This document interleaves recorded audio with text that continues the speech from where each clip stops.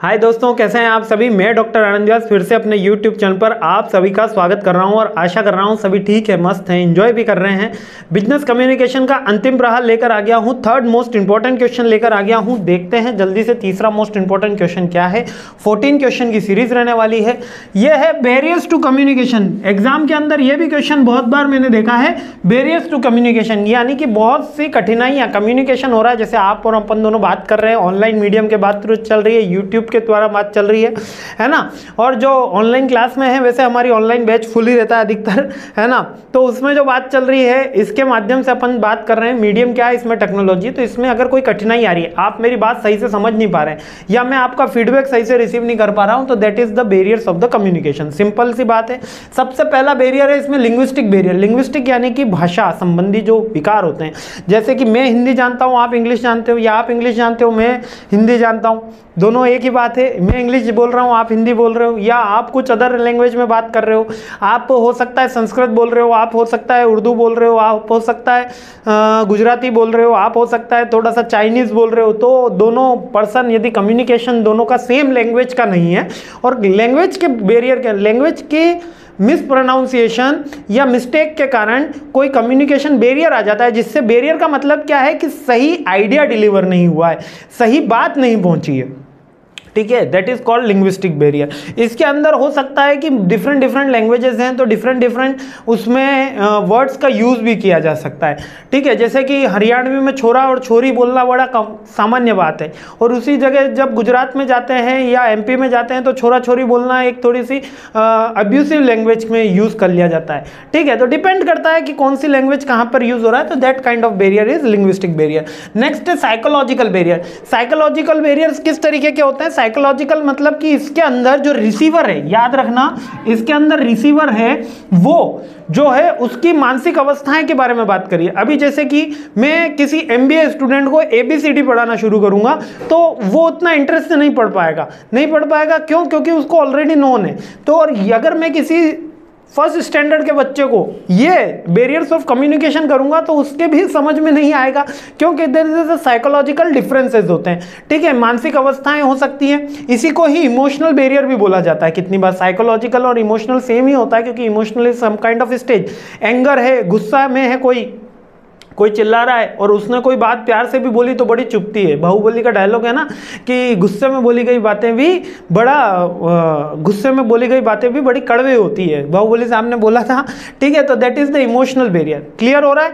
देखो, psychological barrier is kind of mindset. In emotional barriers anger है, happy है, ठीक है, जॉयफुल है, उस कारण से अगर कोई कम्युनिकेशन में बैरियर होता है, सही बात डिलीवर नहीं हो पाती, तो वो इमोशनल बैरियर कहलाता है। ये रिसीवर के अंदर होता है, ये सेंडर के अंदर होता है। ये ऐसा थोड़ा सा याद रख लेना। वैसे दोनों में ही हो सकते हैं, लेकिन जब हम प्रैक्टिकल यूज करते हैं तब। नेक्स्ट है फिजिकल बैरियर। फिजिकल बैरियर, एक क्वेश्चन ये भी बनता है केस स्टडी के अंदर कि कौन से बैरियर है जिनको इजीली रिमूव किया जा सकता है, तो that is the physical barrier.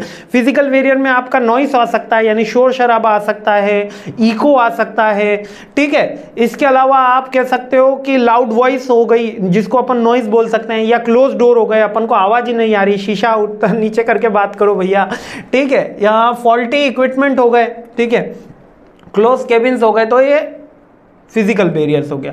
Next है कल्चरल बैरियर। कल्चरल बैरियर मैंने आपको बताया था सॉरी, कल्चरल बैरियर मैंने आपको बताया था, जाति धर्म संप्रदाय के आधार पे अगर कोई बैरियर आ जाता है, किसी चीज़ का परसेप्शन कुछ और है और किसी चीज़ में किसी का परसेप्शन कुछ और है।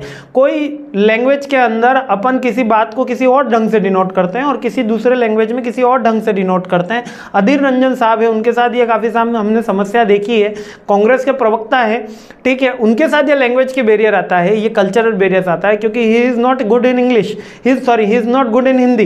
तो जब वो हिंदी में बोलते हैं तो उनका मतलब कुछ और होता है, और उन्होंने लोकसभा के अंदर ऑन पेपर ये बात बोली है कि लैंग्वेज बैरियर के कारण ये मेरे साथ हो जाता है कितनी बार। तो that is the cultural barrier, ठीक है। बेसिकली आपको कास्ट, कल्चर, सोसाइटी, रिलीजन के आधार पे हम कोई चेंज आ जाता है, कोई कम्युनिकेशन में चेंज आ जाता है, उसका एक्चुअल मीनिंग नहीं गेटर कर पाते, तो वो कल्चरल बैरियर हो गया, ठीक है। 5 बैरियर अपन ने सीख लिए हैं। नेक्स्ट है organisation structure barrier. Organisation structure क्या है? मान लेते हैं कि हमारा ऑर्गेनाइजेशन किस नेचर का है? ऑटोक्रेट नेचर का है। ऑटोक्रेट नेचर का है यानी कि टॉप टू बॉटम ही चलेगा, टॉप, मिडल, और लोअर ही कम्युनिकेशन किया जाएगा। तो इसके अंदर लोअर को अगर कोई फीडबैक भी देना हो तो वो नहीं दे पाता। तो that is the organisational structure barrier. ठीक है, नेक्स्ट है एटीट्यूड बैरियर। एटीट्यूड बैरियर अपना साइकोलॉजिकल बैरियर में ही है, बट एटीट्यूड क्या है, किसी का बंदे जो होते हैं वो इंट्रोवर्ट एक्सट्रोवर्ट, अपन ने सीखा था ना इससे जस्ट पहले की क्लास में, इंट्रोवर्ट एक्सट्रोवर्ट। तो अगर कोई इंट्रोवर्ट बंदा है तो उसमें वो बोलना नहीं चाह रहा, और वो बोलना नहीं चाह रहा तो वो अपनी सही ढंग से अपनी बात को एक्सप्रेस नहीं कर पाता। तो that is the attitude barrier. Emotional का ही एक सब पार्ट मान सकते हो। परसेप्शन बैरियर, कुछ लोगों के फिजिकल अपीयरेंस को देख के हम पता लगा लेते थे कि ये बोलने वाला है, ये आएगा तो अच्छा बोलेगा, ये आएगा तो बुरा बोलेगा। स्वामी विवेकानंद जी ने जब बोलना शुरू किया तो उनके फिजिकल अपीयरेंस को देख के लोगों को लगा था तो भैया हिंदी भाषी समुदाय से आया हुआ है, इसको क्या नॉलेज होगा। लेकिन जब उन्होंने बोलना शुरू किया तो लोग सुनने के लिए एकदम कह सकते हो खड़े हो गए थे, और बोलो बोलिए बोलिए बोलिए, ये कब तक उनके सामने विनती चलती रही। तो परसेप्शन बैरियर क्या होता है, हम किसी फिजिकल अपीयरेंस से या हम फर्स्ट एटीट्यूड से हम पता लगा लेते हैं कि ये बोलने की कोशिश कर रहा था, जबकि उसका मीनिंग कुछ और होता है। ठीक है, तो आधे अपन ने अगर कोई ऐसे हाथ हिला रहा है तो वो हाई कर रहा है या बाय कर रहा है ये पता नहीं चलता। तो that is the perception barrier. ठीक है, ये टैकेट कम्युनिकेशन के अंदर भी अपन ले सकते हैं। नेक्स्ट है टेक्नोलॉजिकल बैरियर। टेक्नोलॉजिकल बैरियर क्या है, जैसे कि कोई फॉल्टी इक्विपमेंट हो, ये सेम काइंड ऑफ अपना कौन सा फिजिकल बैरियर में भी आ जाता है। इंटरनेट की स्पीड स्लो हो जाती है तो बफर सिस्टम अपना शुरू हो जाता है। ठीक है, तो ये टेक्नोलॉजिकल बैरियर आ जाता है। सोशल रिलीजन अपना कल्चर का सेम है। अभी इसको रिवाइज कर लेते हैं, क्योंकि रिविजन इज द प्राइम, क्योंकि यहाँ पर इजी तो बहुत है लेकिन अपन को याद रखने में दिक्कत आती है। सबसे पहले लिंग्विस्टिक, फिजिकल और emotional. Linguistic, physical, emotional, LPE बनाया, फिर साइकोलॉजिकल था, सॉरी फिजिकल एंड कल्चरल, फिर फिजिकल एंड कल्चरल। तो एलपीई पीसी, एलपीई पीसी, फिर अपन ने लिया organisational attitude perception, organisational attitude perception, और लास्ट में लिया टेक्नोलॉजिकल। तो चलिए जल्दी से वर्ड बनाते हैं अपन।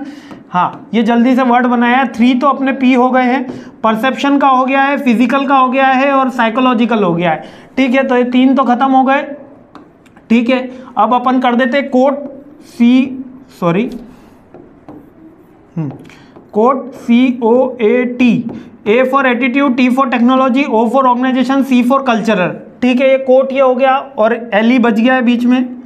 क्लियर है। इसके अलावा भी किसी को कोई वर्ड जम रहा हो तो मेरे को कमेंट करके बता देना कि सर इसकी शॉर्ट फॉर्म ये हो जाएगी। L फॉर लिंग्विस्टिक और E फॉर अपना रह गया इमोशनल। ठीक है, सारे पॉइंट्स क्लियर हो गए। ये these are the barriers of communication. इससे केस स्टडी भी आ सकती है। देखो इस बार मेरे को ऐसा लग रहा है, आगे देखते हैं एग्जाम में क्या आता है, लेकिन अपन आगे चलते हैं और नेक्स्ट ईयर पूरी सीरीज कंप्लीट करते हैं। जय हिंद, मुस्कुराते रहिए, खुश रहिए। थोड़ा सा फास्ट चल रहा हूँ, माफी चाहूंगा, लेकिन डिटेल वीडियो में बड़े आराम से ये सारी चीजें मैंने बताई है। जय हिंद।